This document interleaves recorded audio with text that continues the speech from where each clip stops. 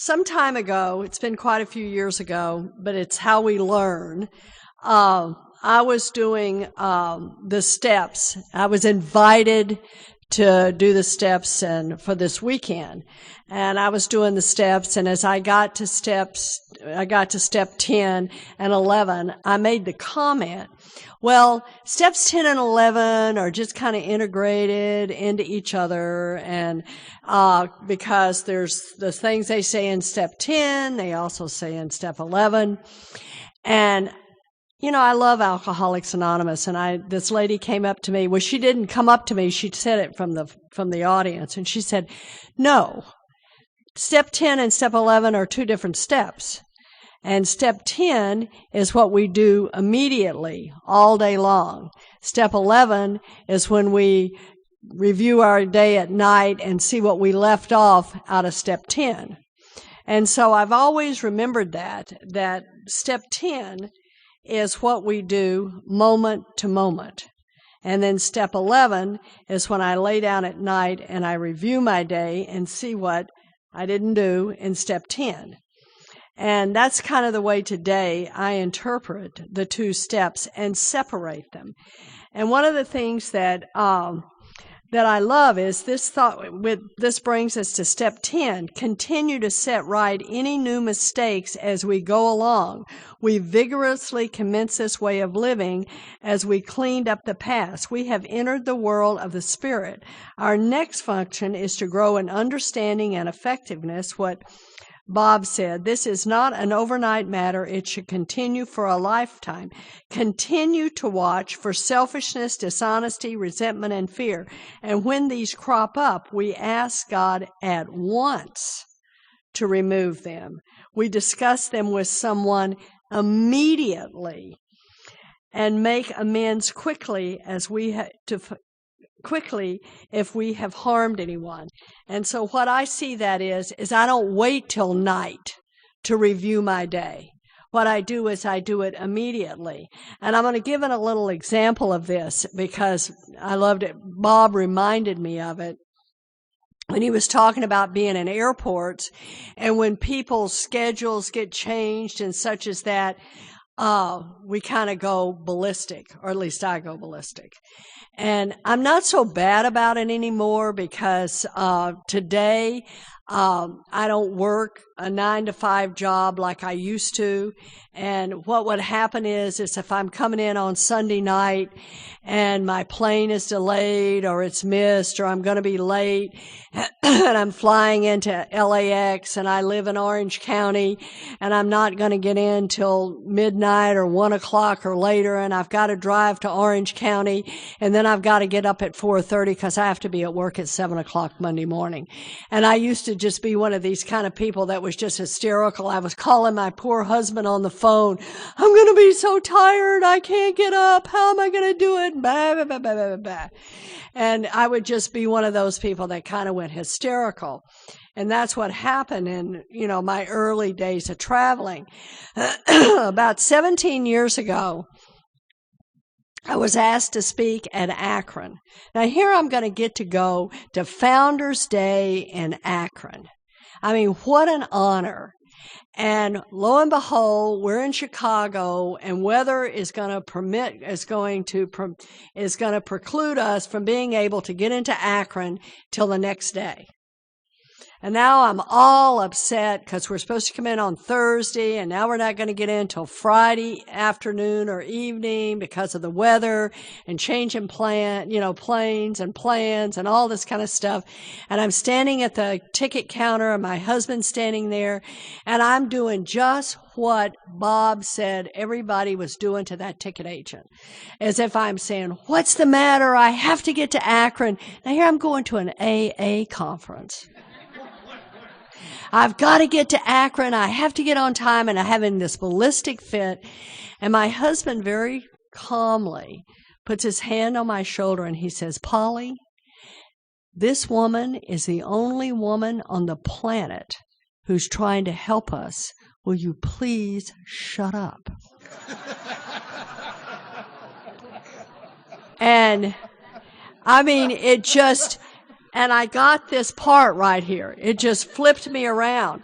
And what I did is I just stopped, and I was able to make amends immediately and to tell this lady I was so sorry for my behavior and I was so sorry for the way I was acting. And I did it right then. I was able to make amends. I didn't wait till nighttime and laid out at night and review my day. I was able to do it immediately. And I think step 10 just keeps my behavior in check all day long. That's, if I'm awake, step 10 keeps my behavior in check. And I can find myself getting very short with people and acting out and being, not being a good example. Does this look like a God-centered person who's standing at a ticket counter going crazy? Is that a good example of Alcoholics Anonymous? I don't think so. And this is what step 10 does for me. It keeps me in check all day long. I had a job. The last 10 years of my working, I worked for an insurance company. And what I did is I was an advocator and I contracted hospitals and physicians to deliver medical treatment for this insurance company. I worked for their HMO. And I was forever getting doctors and hospitals calling me and being very angry with me. And, we're not signed up to do this. And yes, you are. This was the price that you agreed to deliver this, to deliver this treatment, yada, yada, yada. And there would just be times that I would have to just bite my tongue and I could be very rude to these people just because I just got tired of hearing the stuff all the time. And I would end up many times calling those people back and saying, I'm really sorry that I was short with you. That was not the way, that was not very professional. I'm really sorry that I was short with you and I did not give you a clear response to your question.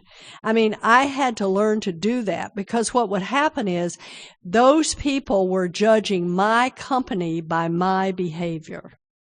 And I had to realize that I represented them. And today I feel that way about Alcoholics Anonymous. This is a program of attraction.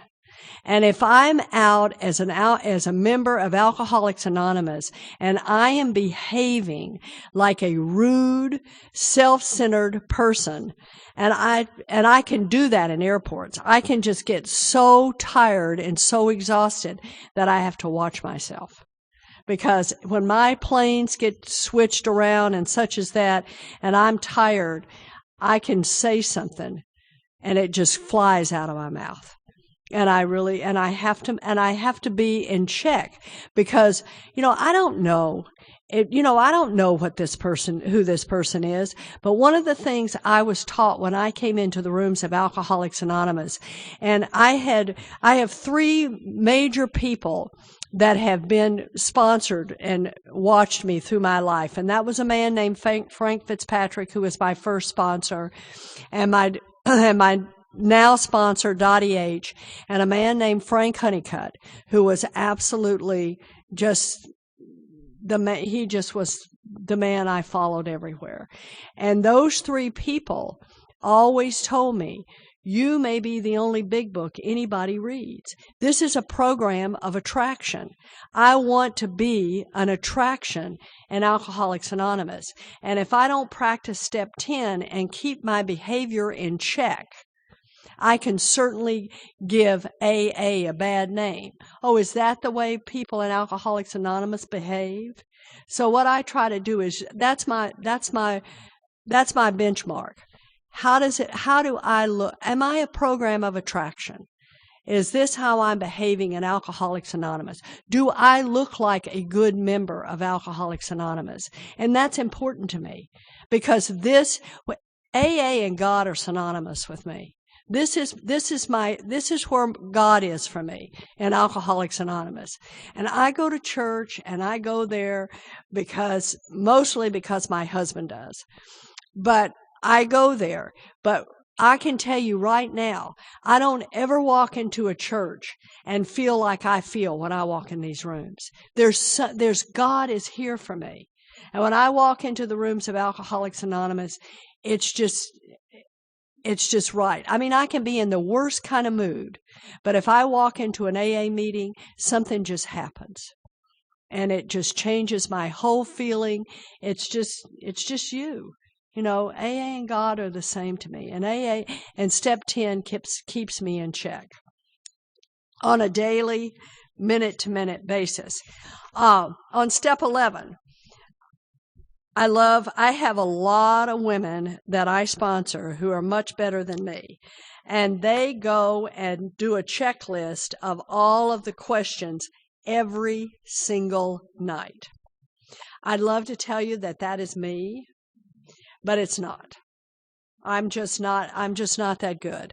But I do try to, at night, did I leave anything out? And ask myself, do I owe an apology? Have I kept something to myself which should be discussed?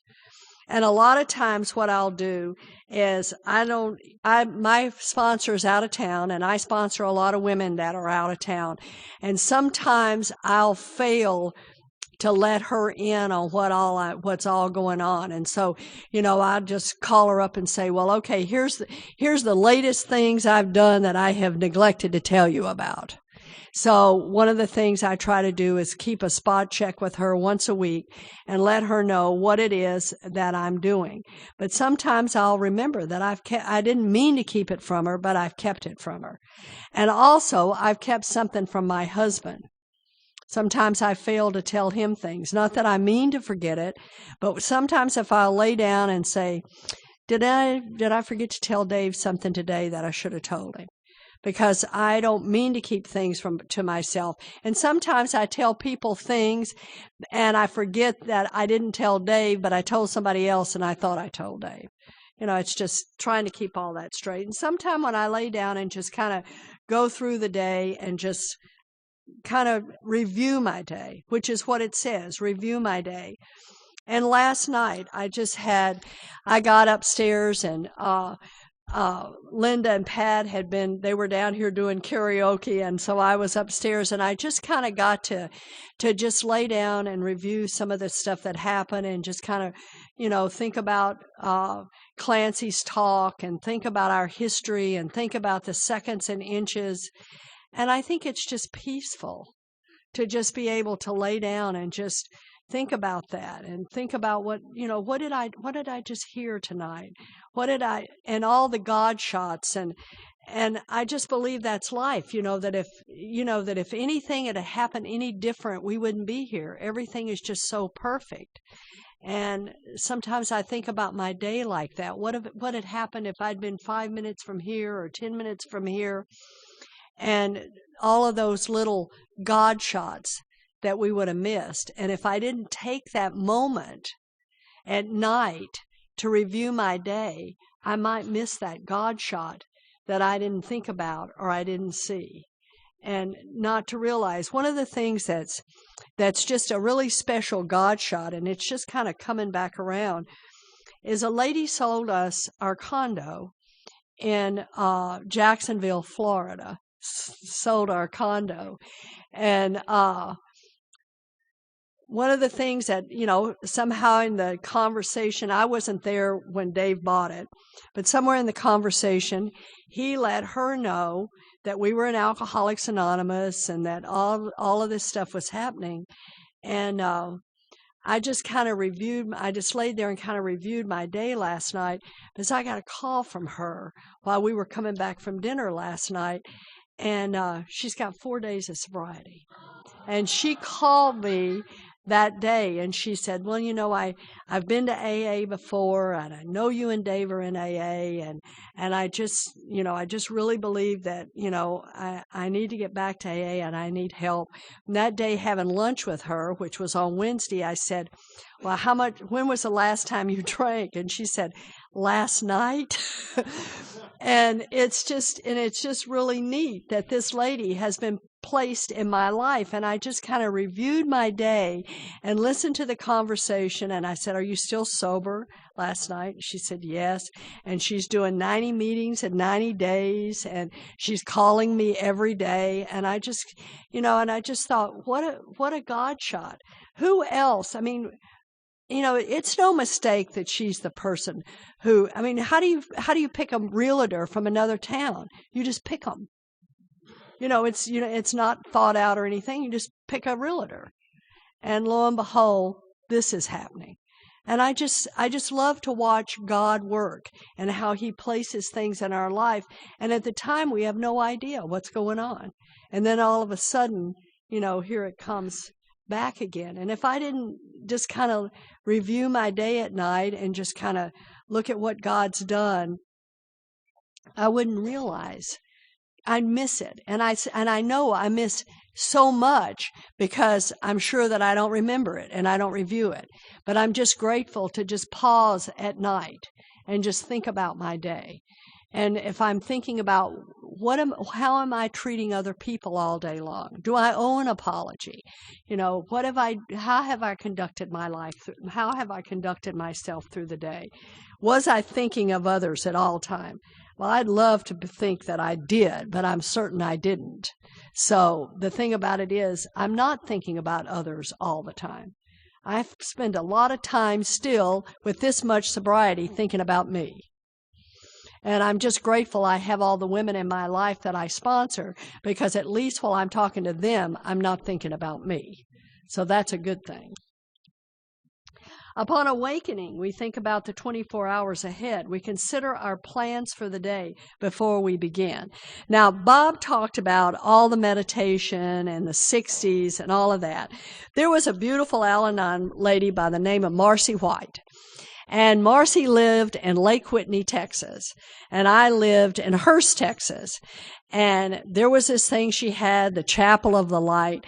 And Marcy was one of these people big into meditation and all of the stuff that Bob was talking about. And I used to go to Lake Whitney, and Marcy would balance my aura. And I'm telling you, I got so into all this woo-woo stuff. I just loved it.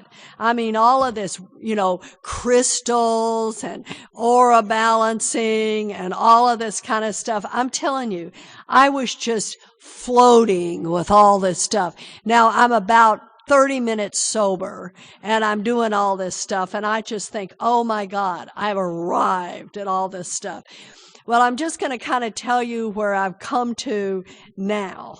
And that is, I'm just kind of a plain old vanilla, back to basics kind of gal.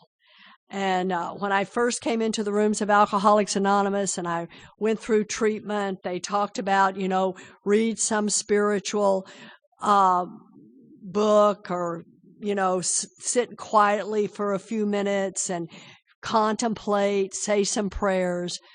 That's kind of where I am today. I'm just kind of a really quiet, kind of simple, not quiet, I'm never quiet, but just kind of a simple, kind of back to basics kind of gal. What I do in the morning is that I have a prayer list, and I write down on my prayer list, and the only reason I do it is because I can't remember if I don't write it down. And I write down some people that I want to pray for and extra prayers that I want to say. And I read some non-approved AA literature every morning. And I just kind of just do that. And I just kind of sit quietly. And it's just kind of like what we hear that Bill and Bob did in the morning. Not any big fancy things. I don't sit zazen and meditate. I don't do any of that. I just kind of sit and try to say some prayers and just sit for a few minutes and just see, just to kind of get quiet. And what happens for me usually is I don't seem to really feel like I heard God speak to me or anything. But what usually happens during the day is somebody will call me, a sponsee, and I'll be talking on the phone to them, and they'll ask me a question, and they'll ask my advice, or they'll run something by me, as they'll say. And what happens is I'll have an intuitive thought. And I'll be able to answer that question. I'll be able to give them an answer. And sometimes I don't even know where that answer comes from. Well, I do know where it comes from. It's just, it's that intuitive thought that I get from God. Because I'm not smart enough usually to have the answers to those questions.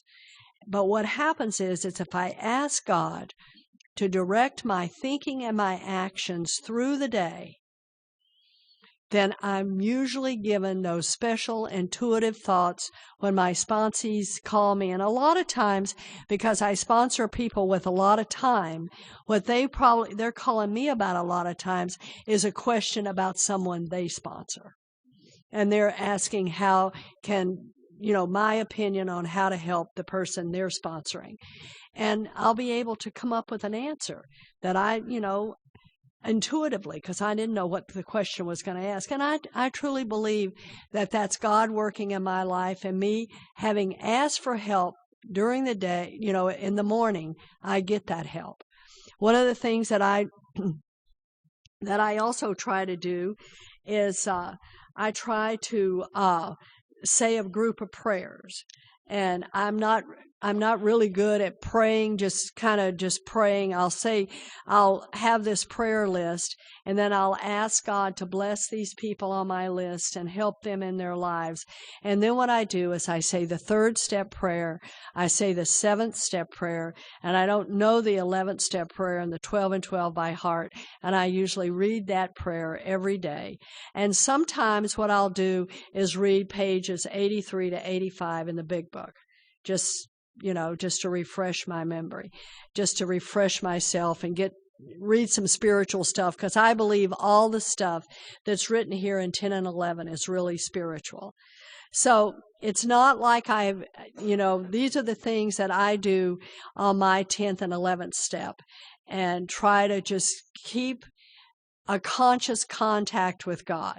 And a lot of times I'll go through the day and something will happen and I'm going, oh, thank you, God, because something really great's happened, and I want to consciously thank God for that all through the day. And a lot of times some really great things will happen with my sponsees, and I'll say, oh, let's just say a quick prayer and thank God for what's happened with us. And we'll say a quick prayer together. And I do that because my sponsor does that with me. One of the things in fact, if anybody's got any trouble and they're really having a tough time, I'll tell them, call Dottie and let her pray for you. Because it just seems like, I just feel like she's got a closer connection with God than I do. I'll say, call God and call Dottie and let her pray for you. Not call God, call Dottie and let her pray for you. Because she just seems to be able to do that so easily. And, but these are just practicing step 10 and 11. And most of what Bob says, I just want to say, just say all of the things that he said. I just believe, so I don't feel like there's a whole lot of reason for me to go totally into steps 10 and 11, because I think he covered them so well. But what I'd like to do is go ahead and start on 12. Is that okay? And then you can finish up. So one of the things that I love, and I'm going to read something on the first paragraph in step 12 in the big book of Alcoholics Anonymous, because this is one of my favorite things in the big book. And it says, practical experience shows that nothing will so much ensure immunity from drinking as intense work with other alcoholics. Now, I think intense means a lot. It works when other activities fail. This is our 12th suggestion. Carry this message to other alcoholics. You can help when no one else can. You can secure their confidence when others fail. Remember, they are very ill. And here's the promise. And I love what Bob says about promises, because I love the promises. And when he read the promises in step 10, our steps have promises all the way through them. In fact, the 5th step has fabulous promises. And we have so many in the book. Nearly every time you finish a step in the big book, you get these fabulous promises. This promise is, life will take on new meaning. Wow. Have you ever watched the lights come on in the eyes of someone you just did a 5th step, had the privilege of hearing their 5th step? You didn't even want to sit there for 5 hours and listen to all that. But then the light comes on and something happens and there's been a transformation. To watch people recover, to see them help others, to watch loneliness vanish, to see a fellowship grow up about you, to have a host of friends. This is an experience you must not miss.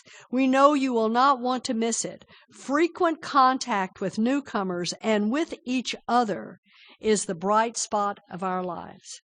And step 12 to me is so important. I think the biggest honor I get to have in Alcoholics Anonymous, I love to do this. I especially love to come do the book studies with Bob. I love to do this. I love to come to conferences. I love to meet people. I love this. But nothing in my life is as valuable as the relationships I have with the women I sponsor. This is like the biggest thing ever. And I love it. I absolutely love to hear about what's going on in their lives. I like to see the growth. I'm sitting here. Shannon has moved here to Hartford, and Shannon's one of my sponsees. She got to host me this weekend. And what's amazing is here's Alex, and he's 17 years old. And I've known him since he was a little kid and watched him grow up into now he's grown up into a man. And you get the experience of watching this and experiencing that with people you get to sponsor. These are gifts. These are absolute gifts that we get to do when we have the opportunity to work with other people. And I've said all weekend, I'm a person who suffers from a lot with depression, and I found the antidote for depression, and that's work with others. If I didn't work with these women, and they didn't call me, and they didn't keep me out of my own head, I believe I'd be laying in the bed with the covers over my head, or probably I'd already offed myself, because I couldn't stand to live inside my own skin. But because I get to be in Alcoholics Anonymous, I get to work these steps, I get to share these steps with the women I work with. They call me on the phone, and we talk, we get to know each other, we get to have a relationship with each other. It's a beautiful, beautiful gift. I just say, please don't miss that. That is such a fabulous, fabulous gift. The other thing I want to talk about with step 12 is commitment. And I'm going to use this. Clancy, I don't even think you remember this. It's been so long ago. But I had started speaking, kind of, being asked more often to speak and all of that. And a woman I sponsored was getting married. And I had a speaking commitment in Lincoln, Nebraska. And she was getting married. And I didn't know what to do. I mean, what do you do? I mean, do I call up Lincoln, Nebraska and cancel my speaking commitment because my sponsee is getting married? And I didn't know what to do. And I called up Clancy, and he made a joke about it, but it was really true. He says, keep your commitment in Lincoln, Nebraska. He says, Polly, you're known for someone who shows up when they're asked to talk. And he says, besides, your sponsee will probably get married again anyway.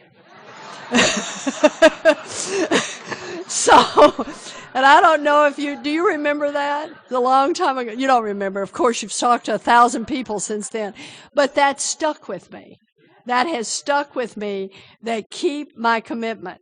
Now, there's been many a time that I've wanted to do something else after I've already made a commitment. And, but I got a better offer. Somebody asked me to go somewhere and I got a better offer. But I always remember, keep the first commitment. And that's what I've been taught in AA, and I'm glad the people ahead of me have taught me that. And I want to just give 2 examples of that. I've had sponsees that have gone back out. They don't, just because I've sponsored them, they stay sober forever. They don't, and they've gone back out. And I had a home group in Southern California, and that was Monday night Seal Beach speakers meeting. And that was my home group for 21 years.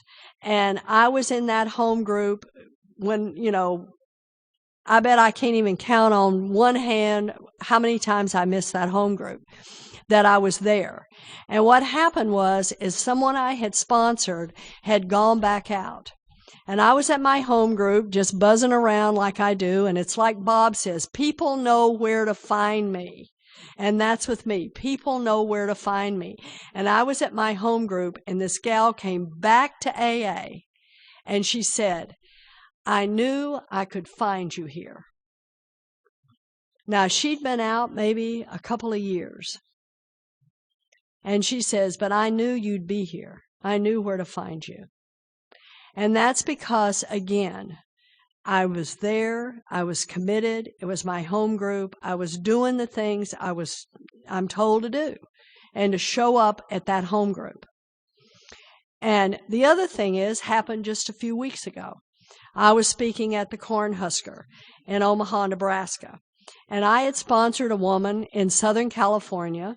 And when I left Southern California to move to the Pacific Northwest, she had said, I think I need to get a sponsor here. I'm just better off being able to see my sponsor eyeball to eyeball. Well, of course, that's always the best situation if you do that, I believe. And I said, absolutely, of course. So anyway, but I love her. It's not like we severed ties or anything like that. I would talk to her from time to time. And what ended up happening is her and her husband moved from Southern California, and she was originally from Oklahoma, and she went back to Oklahoma to live. And I knew that. I'd talk to her from time to time. Well, what had happened is she'd gotten a flyer in Oklahoma that I was speaking at the Cornhusker. She saw that flyer. And I'm just sitting at the Cornhusker, just, running around, talking to people. And I look up, and there's Carol. I'm like, oh, my God. And her daughter's with her, and her daughter's now in AA and everything. And she said, yeah, I told my mother, Mom, you've got to call Polly. We're going to drive to the Cornhusker. You're wanting to see her, and that's an 8-hour drive. What if she's not there? And Carol said, oh, don't worry, Casey. She'll be there. And I'm glad that's what 12-step has taught me. If I've got a commitment, and it started a long time ago, and I was just starting to talk in Alcoholics Anonymous when I asked Clancy that question, is that show up, be where you say you're going to be, do what you say you're going to do, and be there to do that. The other thing as far as 12-step work that I enjoy doing, and that what happened, I got involved in it very, very early in sobriety with my first sponsor, Frank. And Frank used to take a meeting into the jail in Fort Worth, Texas. And what happened is I got involved in going to the jail with Frank. And I got involved in taking meetings into the jail. And in Fort Worth, Texas, we had a minimum security penitentiary. So if women were in the jail, you could go and get them. You could take them to meetings. You could take them shopping, such things as that. I'll even tell you a little story about that. This was really funny. But I got involved in working with jails. I still do that today. That's something I've always enjoyed. And I enjoy it on both sides of the fence, AA and Al-Anon, because what I do is there's a lot of women in jails who are there because they took some fall for a guy. and they're serving that person's time.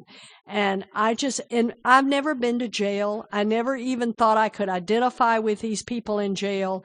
But what happens is I really have, that has been something that Alcoholics Anonymous has allowed me to do, is go into women's jails.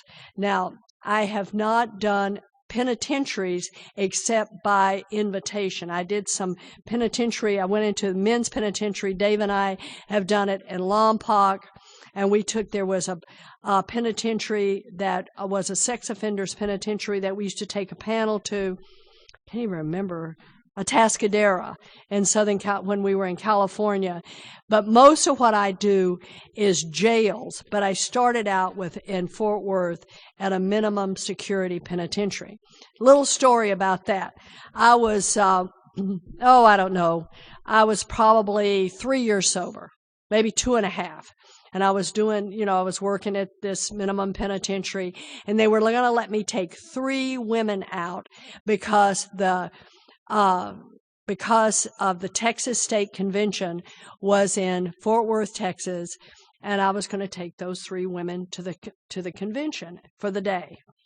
And I was told, now if you lose sight of these women, you must call the federal marshals. Here's the phone number. Immediately, because we'll have to pick up these women. Well, I want you to know that I parked that car at the Green Oaks Inn in Fort Worth, Texas, and those 3 women shot off into the rooms. They had, I'm sure they had some old dudes waiting for them with whatever that they were waiting for them with. And I start screaming, "You can't run off like that. Where are you going?" And boom, all 3 of them were going. And the next thing, here's the Texas State AA conference, and I've got federal marshals all over the Green Oaks Inn. So, it's just like, sometimes it doesn't work out like you think it ought to work out. It just doesn't happen like it. I was just so excited. I'm taking these ladies. They didn't any more want to go to that conference than a man in the moon. All they were waiting for is to run to those rooms as fast as they could to find those old dudes that were in that room for them. So, sometimes it doesn't all work out like you like it. But I love working. I've had the opportunity the first time I worked on an AA conference was when I got to Southern California, and I got to work on the San Fernando Valley. At that time, I lived in the Simi Valley, and I got to work on the San Fernando Valley Conference, and I loved working on AA conferences. And there was a conference up in Bellingham, and it ended up dying, and Dave and I and a guy that's Don L., who's also living in Bellingham, we got an opportunity to kind of revise that conference and get it started again. And we started doing this in May, and the conference was in October. And what I did is I just called on some friends, and one of my friends that I called to come speak at that first conference and help us out was Bob D. here. And I called Bob, and he said, "Well, I really want to help you out." And he was supposed to be on a cruise ship, so he ended up coming Friday and speaking for us Friday night, doing the workshop Saturday morning, jumping on an airplane, flying all night, and jumping on a cruise ship on Sunday morning. So these are the kind of things. But you know what? I knew the people I could call, that if it was even possible, if they could even, having at that short a notice, that if they had just enough time, even if they were doing something else, I could get their help. Because I knew who he was, and I knew what he did, and I knew how he did AA. So these are the things, that's what, I want to know that if I say I'm going to do something, I'm going to do it. And step 12 has helped me to do that. And one of the things that I think is really important is if somebody calls me on the phone, it's my responsibility to return that phone call and not just let it drop. And that's what I try to do. I try to be responsible if somebody calls me to return the phone call. And working these steps in my life and being able to have the privilege of working the 12th step and is just being able to work, being able to have the opportunity to show up in Sturbridge, Massachusetts, the opportunity to sponsor the women that I get to sponsor, and the opportunity to serve. It's important that I have a job in my home group. When we moved to Jacksonville, Florida, I decided to join this group because I had a sponsee that was there and another man that had sobered up with my son. And so I had known Lon for 28 years, as long as James had been sober. And what happened is I decided to join that home group. And I asked him, I said, when's the last time you had a business meeting? And they didn't have them really often. And I'm used to business meetings. And I said, well, is it possible for us to call a business meeting? Because I need a job. Just because I'm 35 years sober doesn't mean that the jobs are for everybody. I need to be a part of my home group. And nobody wanted to be the cake lady. And it's not a huge job, so I'm the cake lady. And I love it. I absolutely love being the cake lady. So it's important for me to be a part of. And what's happened is I have 2 women I'm sponsoring right now that don't have cars. I've got some newcomers, and I haven't had any for a while, and now I got 3 newcomers. I haven't had any newcomers for a while. And so they don't have cars. And so they needed a cleanup person. The setup person could no longer do it. They were moving out of town. And I looked over at Dixie and I said, raise your hand. And so Dixie raised her hand, and we have to be there, an hour early. And then this other gal who had just moved from Cleveland, and she doesn't have a car, and I said, you're her helper. And so they are the setup people. And so I get there on Monday night, and we have a big front porch, which I love it. It's the South at this church we meet. It's a big front porch with rocking chairs on the front porch. And I said, okay, I'm going to rock. You guys set up. You're the setup. I'm only the driver. And I get to just sit there and rock and talk to people as they come in. This is what I love. This is Alcoholics Anonymous. I think that it's so important. The fellowship, in A Vision for You, it talks about, is there a sufficient substitute for alcohol? Yes, it is the fellowship of Alcoholics Anonymous. Don't miss it. Thank you for allowing me to be here this weekend.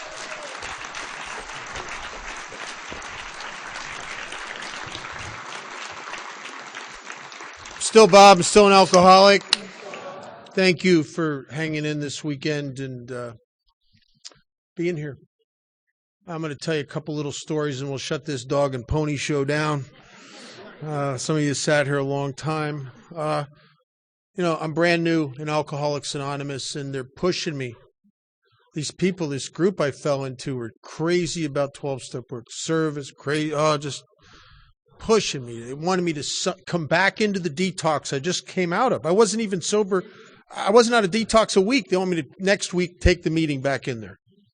They wanted me to sign up for the state penitentiary. They wanted me to be on the 12-step list. A guy made me a greeter. He told me to look for the newer people and make them feel welcome because I know what it feels like to be new, and on and on and on, hammering me with this stuff. And I had a big therapeutic background and a lot of therapy, and I tried to explain to this guy, I wasn't sure if this was a good idea as of yet. And I said to him, don't you think I should work on me for a while? And he reared back and he said, work on you? You've done quite enough of that. Stop it. And I thought, I have done quite enough of that. I'd done everything from primal screaming to hypnotize. I've done everything. And I just started doing this crazy stuff. Didn't know why I was doing it. I didn't know that you knew something that I didn't know, that the helper gets more help than the helpee. But being self-centered, that doesn't make sense, that you get from giving when you're a taker. But I started doing it, and I still am not right. And I'm not right for a while. And I come home one day, and I'd been at 2 meetings that day. I'd talked to my sponsor. I'd prayed. I did everything I knew to do. And I'm sitting on the sofa by myself and just checking my future and pondering my life. And I don't know, I've never thought about me and spiraled upward. It's never that. It's always, I don't know why. I'm just that way. You just leave me alone with me for a while and things start looking bleak to me. I don't know why.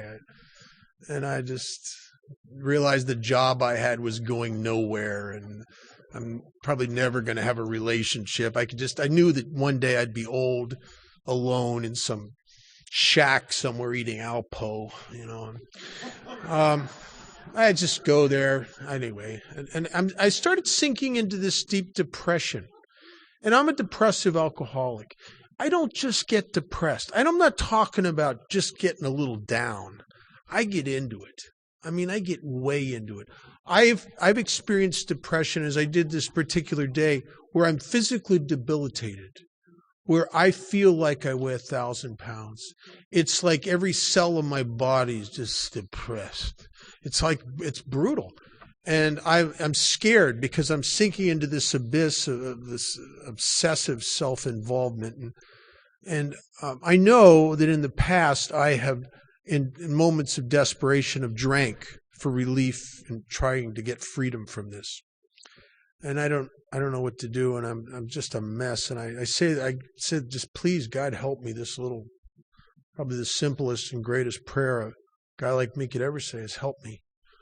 And I looked at the clock, and it's about 9:45 at night.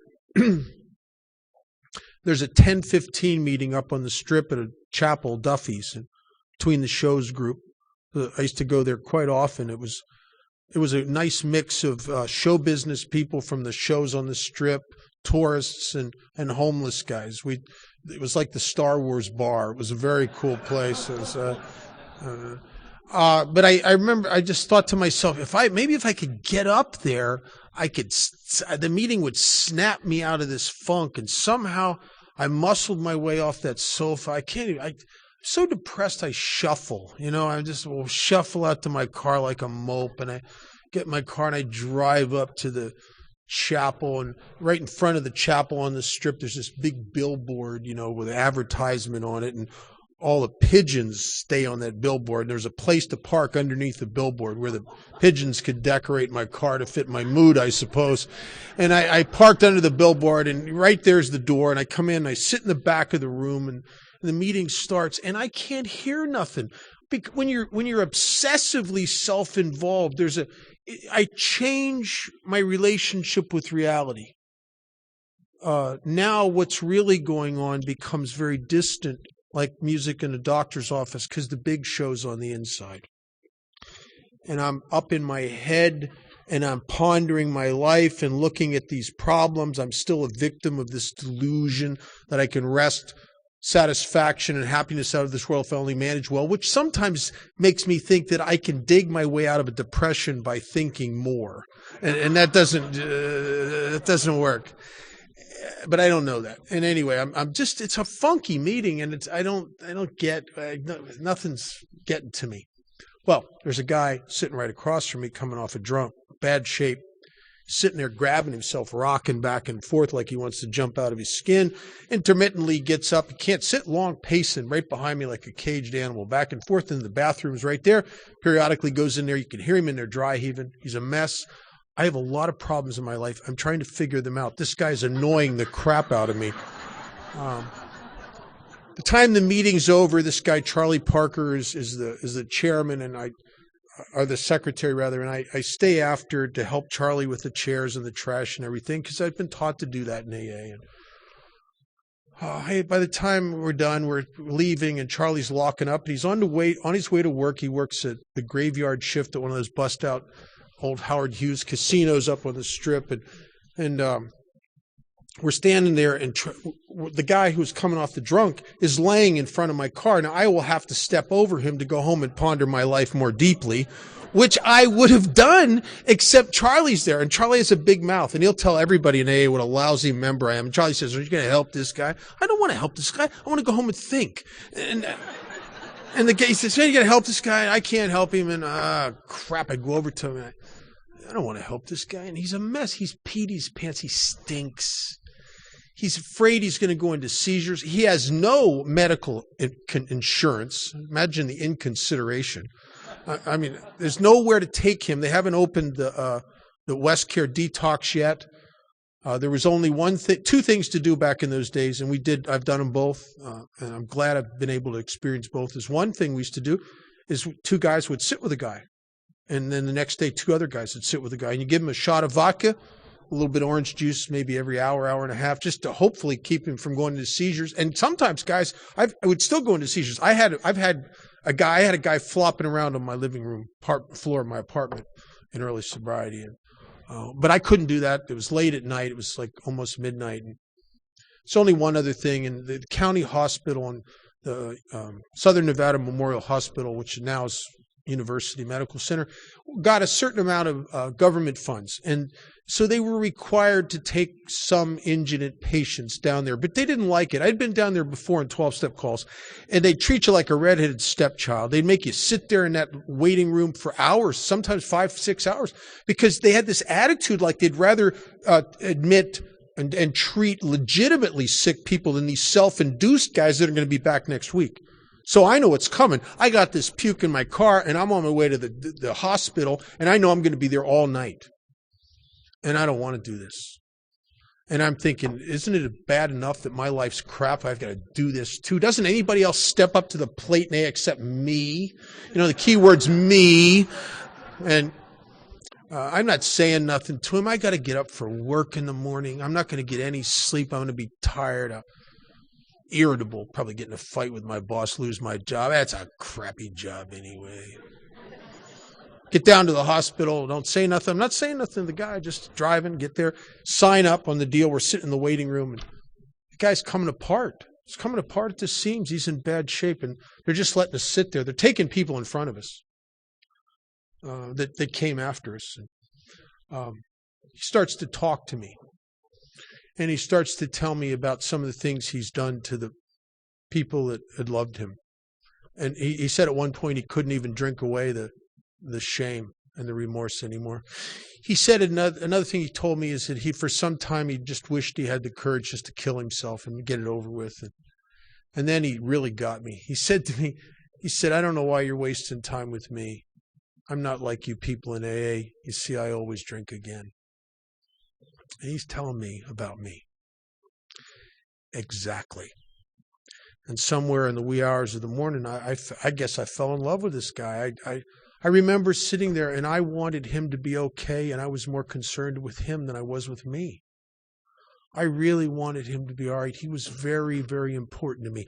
And I don't know why. This guy can't help me get a better job. He can't do anything for me. He's probably not even going to stay sober a year and give me some kind of credit for something, you know.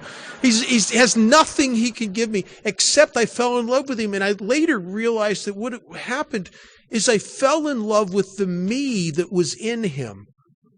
An aspect of me that I can't love directly. I never could. I had a therapist that tried to make me do it.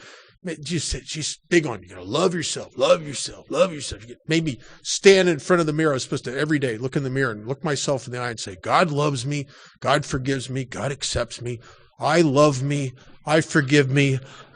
Bullshit. I could have stood there and said that till the planet blew up, and it would not have changed the way I felt about myself. But as I came to love and accept and even have compassion for the me that was in you, it's a funny thing, it came back on me. They finally admitted that guy. And it's wee hours of the morning, and I'm driving home, and the sun's just starting to crack, a little pink in the sky, and I see it. I see it. And I'm driving home, and I started crying. Not because I'm depressed. I started crying because there was a rightness about everything. I'd felt like perfect in my life. I felt the presence of God, but not in a meditative prayer way, just like I felt this connectedness. And I remember thinking to myself the same thing I thought the first time I ever had a really great drunk with my buddies. I thought to myself, I want to feel like this the rest of my life. And I think that was the morning I claimed my primary purpose, and I knew I was going to do this a lot. One of the guys I sponsor, he talks about 12-step work, and he goes, 12-step work? Oh, that's the good dope. And it relieves me of the bondage of self, and it set me free. I felt free that morning, and I knew that I was going to do a lot of this. It became my primary, number one, even above me, hard to believe, above me, number one purpose in life. And you don't know what you're doing. I'll tell you, you help people, and you think you're helping them. I'll tell you this quickly. My 11th year of sobriety, I talked a little bit about this in the 4-step. Tough period of time for me. I found out I got divorced. My wife and daughter of 2 years old, who I just adore. I was the first human being that ever held her once she came out of her mom. She cried her first tears in my arms. Hooked me to this day. There's something between me and her. I can't explain it. And I got a divorce, and my daughter of almost 2 years old and my ex-wife of 12 hours, I find out had moved in with my best friend, my sponsee.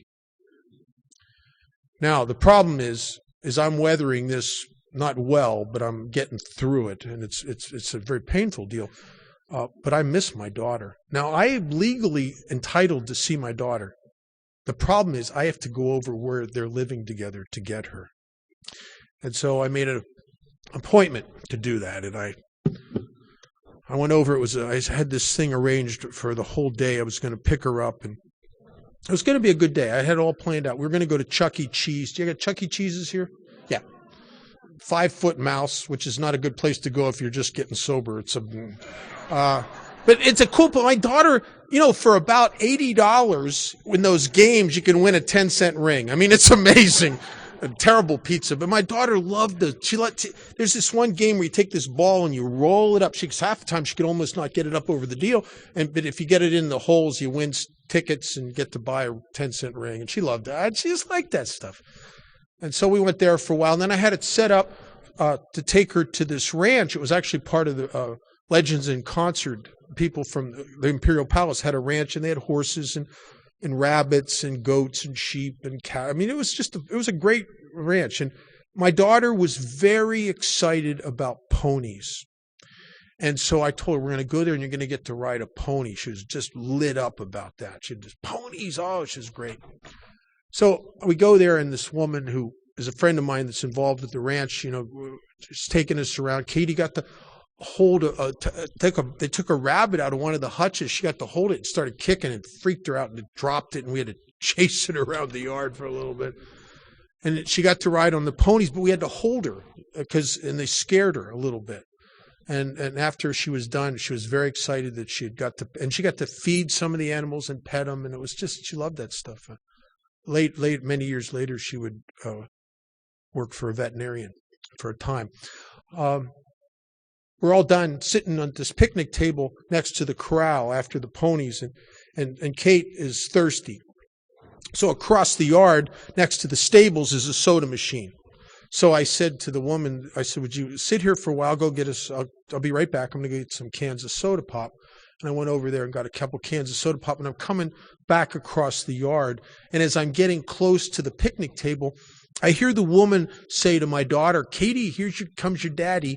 And Katie looks up at me and looks at the woman and says, that's not my daddy. Craigie's my daddy. And I'll tell you something. It felt like somebody put a knife in me. Now, I did not say anything, and I think I kept a smile on my face. I hope I did. And I went and sat there and just talked and played with her for the rest of the day. We did some other stuff, and I'm taking her home that night.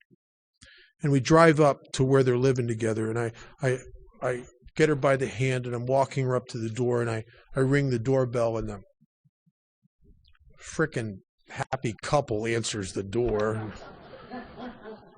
And she jumps into his arms, and they all wave goodbye to Bob, and Bob goes back to his car, and I get in my car, and I drive about a block away, and I just pull over to the side, and I just come apart. And I'm sitting in the car, and I'm crying and talking to God and myself, I guess, at the same time. And what I'm really saying to God is, I'm sorry. I love my daughter, but I can't do this. This hurts too much. I am not big enough for this. I am sorry. And I made the decision that I can't do this. I just can't stand it. And I'm not going to see my daughter anymore. And I look at the clock on the dashboard, and I thought, oh, crap. I had to meet this knucklehead new guy down at the SOS club. And I was promised him I'd pick him up and I'd take him to this book study across town that he'd never been to, and he wanted to find a book. Anyway, I'll pick him up. I don't want to go get him. I want to go home and think. I mean, but you guys have brainwashed me into show up where you're supposed to show up. Do what you say you're going to. So I'm racing now because I'm going to be late. I'm a couple minutes late. He's standing out in front of the SOS club. I pull up, get in a car. I'm getting a car, driving across town.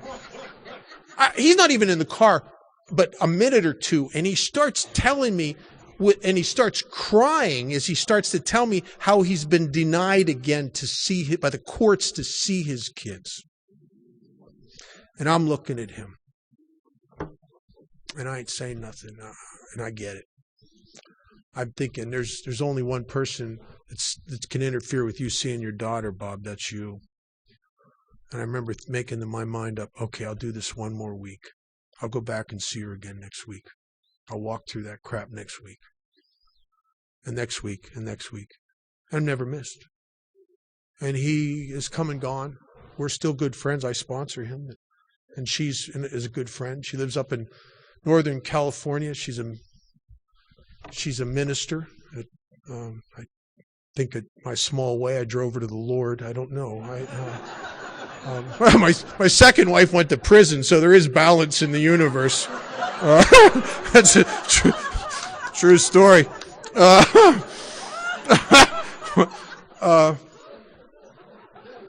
But that saved me.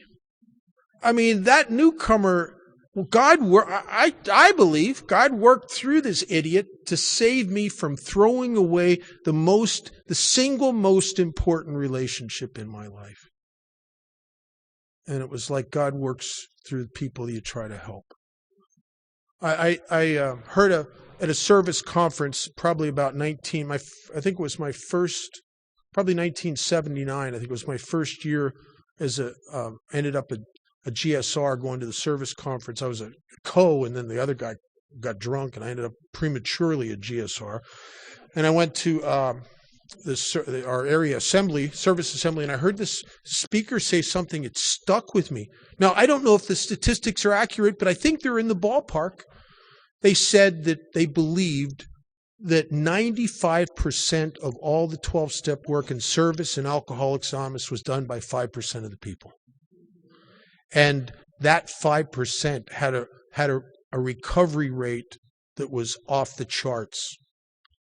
And the guy said, be a 5%er. Be one of the 5%. But they don't tell you something that and I've had conversations with my sponsor about this. When you're a doer, there's two types of people in AA. There's those who do and those who judge. The doers, for the most part, not completely, but for the most part, are very busy doing it to the point where they don't have a lot of time to judge. The judges are too busy judging to do much. And forget the judges, go with the doers. And they don't tell you that if you're a doer, you're going to have a target on you. It's just the way it is. Because the judges can't stand the doers. Because the doers point out in stark relief everything they're not doing. And so you have to judge that with what you're in conflict with. And you get a target put on you, and sometimes it hurts your feelings. It is mine. I wish I could tell you it doesn't.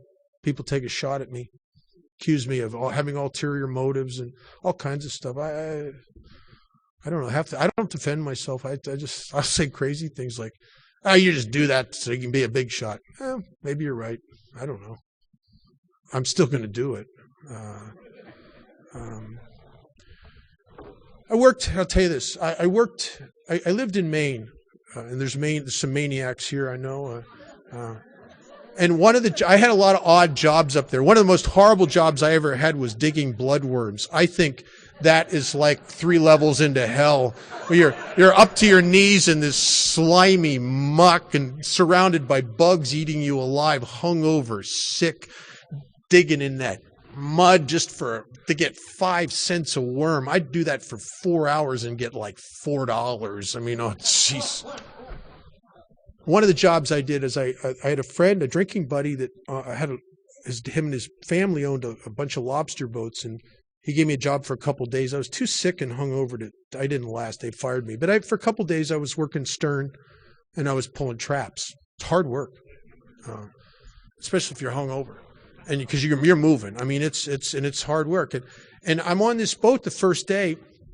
We're pulling traps, and we have these bins where you clear the traps, you pull the lobsters out, and you put them in the bins. And what happens is you get crabs in the traps also.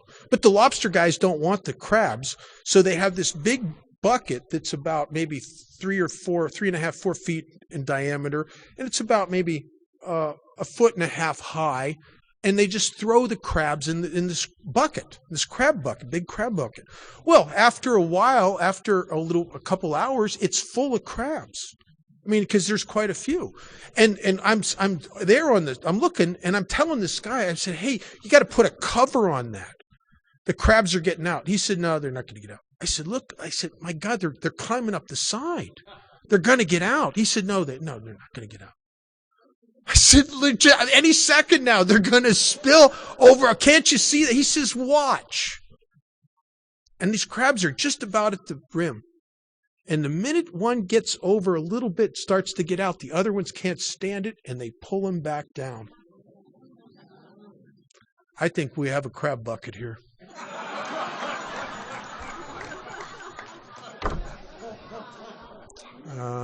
I think there's a natural thing it's hideous. I know it's in me. I've all my life, I've always wanted to pull people down because of the way I feel about myself. So if you're in service in Alcoholics Anonymous, people will shoot at you because you're going to get lit up. You're going to get free. And people that aren't free can't stand it to see you free. And they'll pull you down. Free from what? It's only one thing, the bondage of self. In helping others, I get free from me. Alcohol did that. So does AA. Thanks for listening.